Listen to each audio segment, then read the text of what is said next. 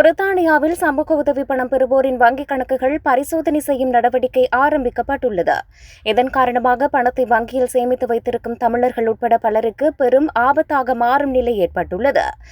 DWP என்று சொல்லப்படுகிற department for work and pension என்ற அரசு நிறுவனத்தினூடாக இந்த நடவடிக்கை முன்னெடுக்கப்படுகிறது.